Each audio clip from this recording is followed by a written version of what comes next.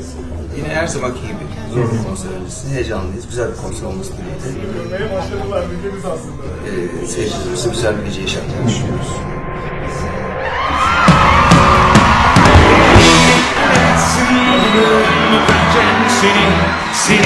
Senin, senin